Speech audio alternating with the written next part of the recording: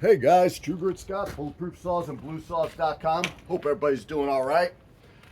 I got an 880 I was doing a pre-flight on, so I just finished that up, gave it a quick start, and smooth sailing. I don't think there was anything to report on the pre-flight. The build on the 880s is really good. Few things. I mean, torquing cylinder bolts, usual stuff. Loctiting muffler bolts, going through the whole thing. And the carb was pretty far out of tune. I don't know that I have it perfectly in tune yet. So not a lot to report on that. But what I think is neat is Neotech sent us a couple of 3120 or 8120s. It's a 3120 clone that I just pretty much pulled that out of the box, and I haven't really even got a chance to look at it yet. But I'm itching to. The second one that we have went over to Greg Chappie. You guys know my buddy Greg, who does all the really cool chainsaw milling. And I think he's Chaps Makatory on YouTube, but he's not posting a lot of videos. And I'm real close to telling him to send me the videos and I'll post them because he does have good stuff. But I can't wait to run the two of them together because the 8120 has big shoes to fill or to follow, depending on how you look at it, because these 880s have been really good saws. I don't have a lot of complaints about them. I think that probably the thing that I don't like about them the most is the decomp. I've had it starting them, and I actually plugged the decomp on this one. I asked the customer and I said, I recommend you plug it, and here's why. I've had them where they want to pop off halfway through the pull, and it's ripped that recoil out of my hand so hard it smashed the top cover, and I thought it broke my finger. I think it hit my hand up here somehow when it ripped out of my hand, and it hit my finger so hard I had to walk it off. Like, I really had to walk it off. If I hit it with a hammer, it wouldn't hurt less. So I don't like the decomps. Maybe. And I'll give this a quick start just to show you guys. All I do, and it's a habit with every saw that I start, is I kind of get it, the piston into a good spot. And I'm telling you that the way it ripped out of my hand and it hit me so hard, I have a fear of these now a little bit. Hopefully it's not going to rip it out of my hand in front of you guys. Yeah. But I get the piston to the right spot where I get it going.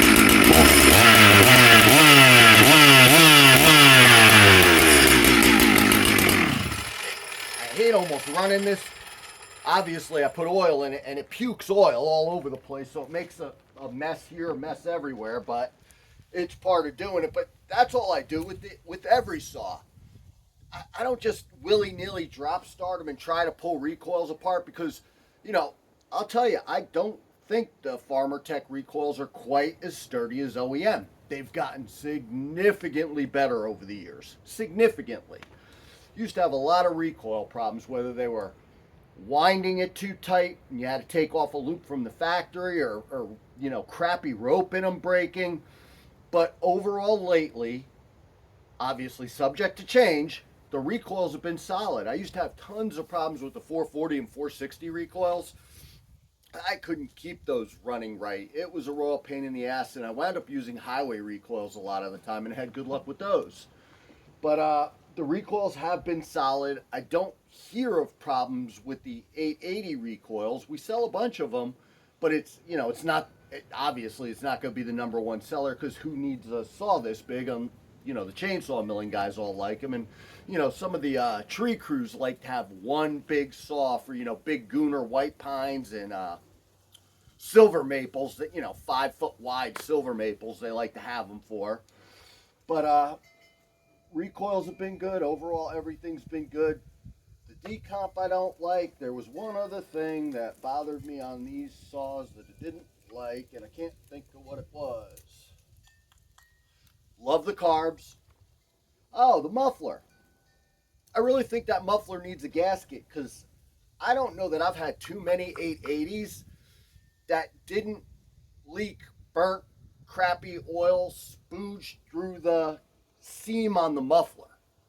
They're really nice mufflers. They're really well made. The stainless is nice. They're heavy. They're, you know, we've done some modded mufflers for these too.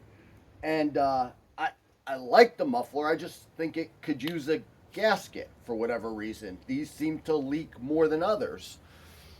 The other thing that I have had not a lot of issues with, but I have had issues with, guys don't realize that it's a limited coil.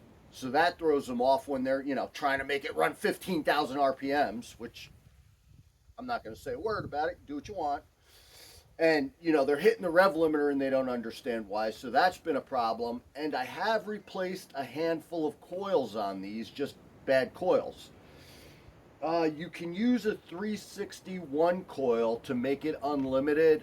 The only problem is sometimes it's hard to get the wire out to put in. You need a longer wire, bigger saw, you need more room. But you could use the 361 coils. And if you don't know, now I'm off on a tangent. If you don't know, not all 361 coils are the same. The coils we have are I'm happy with them. But I see a lot of guys have been buying aftermarket coils. I don't know where they're getting them. Rando, Amazon ones, and they're limited too. So you got to kind of pick and choose what coil you get if you want an unlimited one. I don't know all the details on it. I just know I've had a few people call me, hey, why are these coils limited? Well, where'd you get it? Well, I don't know. I know mine aren't. So anyhow, we'll get that 8120 running hopefully in the next few weeks. And I don't know if I should rip it apart first and go through it or run it out of the box like a customer would get it. Greg ran his out of the box and ran into a few issues, and I'll go into that in a video about all the things that he's seen that he had to fix. I know there's something with the high screw on the carb is not functional, and it could be made to be functional, so I haven't even looked at it yet. I don't think I've even seen a video on the 8120 yet. I haven't had time to, and I want to watch other people's videos. I just haven't had the time to, and I really need to find some time and watch some videos because I'd like to see what people are doing with them. I have seen a few posts where people are hopping them up, modding them for, you know, racing at Sawfest or Morgan Shootout there or something like that. So I'm curious about them. I don't think I'm going to mod. I'm just going to use it for chainsaw milling. It'd be kind of neat to run, you know, an 880 on one side and a 3120 on the other or something like that. And just another nice big saw to have. So I can't wait to get into it and play around with it. I just have to find the time, guys. That's it. Just want to talk about the 880, go through that, tell you I got that Neotech 8120, and I'm itching to mess with it. I really am. You know, there's things that I like about it and just looking at, and then there's things I don't like. I like it has the little, you know, manual oiler thing on it too. That's kind of neat. So we'll get to playing with that, and I'll let you know. Mine actually came damaged. I don't know what happened. It looks like somebody put a cigarette out on the top of it, but again, it's a saw, so I'm not too worried about it.